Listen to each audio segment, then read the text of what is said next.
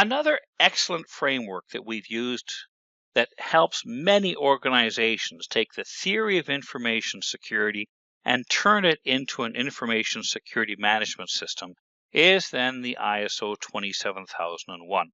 It is entitled Information Technology Security Techniques, Information Security Management System Requirements, and that's an important thing.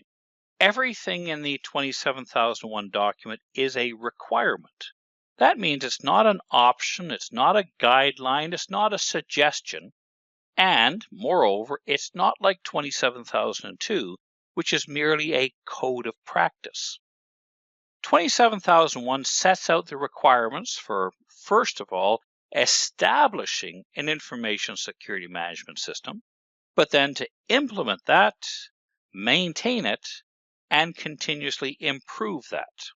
We saw in the earlier versions of 27001, it even used that plan, do, check, act cycle as a way to show the continuous evolution and improvement of the program. But the idea is that information security does not happen by osmosis. It does not happen by magic or just wishful thinking. It is something that must be established through the principles of governance and leadership. It must then be implemented that it's more than just talk and discussion. But management must be involved to ensure that it's maintained and keeps working. And the idea behind that is that if anything that's found that is wrong, that of course is addressed. That's why we have this focus on continuous improvement of the program as well. So an information security management system sets out the framework for how do we protect our information. And that means we protect information throughout the organization. And every ISMS has to be developed to be tailored for the organization and the type of organization it is. Heavily regulated, competitive, what are the laws, where it operates? These are all things that will influence the development of the information security management system.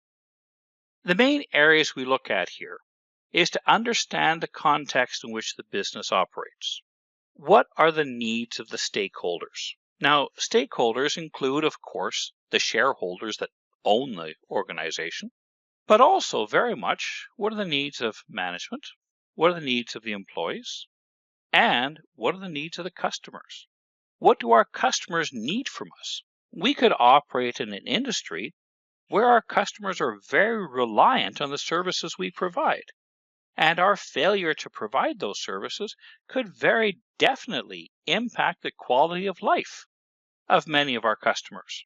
We also quite often operate in industries that could have impact on the entire community in which we operate. For example, if I'm manufacturing and all of a sudden we have a large fire or we have some type of release of dangerous chemicals, that doesn't just affect our organization, but that could affect a number of areas around us as well. Housing developments and other businesses and the entire community in many cases. We have to understand what their needs are in the development of our information security management program. We also have to define scope, and this is where, unfortunately, sometimes the ISO 27001 fails, because the scope can be defined in a very narrow sense, to the point that it doesn't apply to enough of the organization. But we realize that for most organizations, to be ISO 27001 compliant would be a major undertaking, and an organization quite often is made up of different areas. Areas, for example, such as research, development, manufacturing, retail sales, wholesale.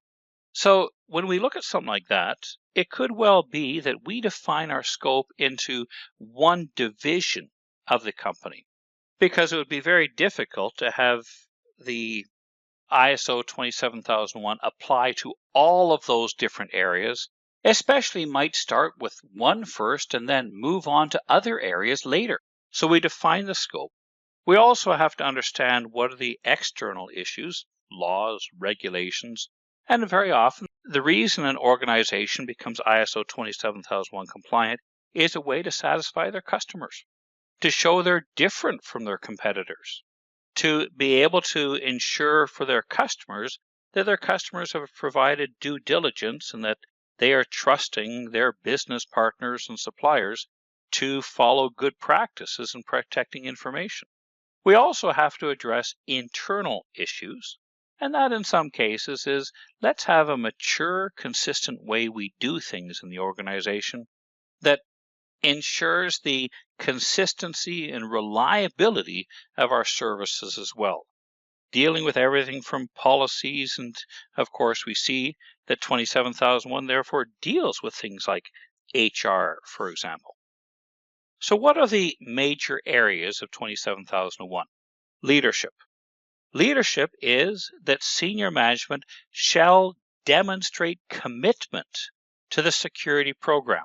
That is by signing off on things of policy so that we have a policy and everybody knows what's allowed, for example, and also defining things like organizational roles and responsibilities, as well as the authority of various functions. For example, do we have somebody in the organization that has the authority to do investigations, for example? And we quite often have to set out that someone must be responsible for the security program. It also addresses, in the second of its 7 areas, the idea of planning. Planning is that we look at what are the risks and opportunities, and from that we can set out a plan based on risk as well as based on the realization of opportunities. Very often organizations waste a lot of money in information security on solutions they already have, equipment they have, and instead of being able to leverage what they already have, they end up going and buying something new. Leverage the opportunities we have is important. We know that security is almost always these days based on this concept of risk and information security risk assessment, so we really know what the risks are. But it's not enough to do a pen test. We can do a penetration test and that assesses our risk. But the problem in many companies is that penetration test sits on a shelf and nobody does anything with it. So the next step is to do something with the results of the risk assessment. Take action and treat that risk appropriately. And an organization should have a risk management program to ensure that risk is first of all identified, but second of all, acted on appropriately. Now, acting on risk appropriately could be to accept it, but it should be a conscious acceptance of it, not just a risk ignorance or the fact that, well, I'll accept the risk whatever it happens to be. No. Do we know what the risk really is? And do we deal with it appropriately? We also have to set out a set of objectives. Governance is more than just a dream. It has to come into tangible results so that we have a set of information security objectives. What is success?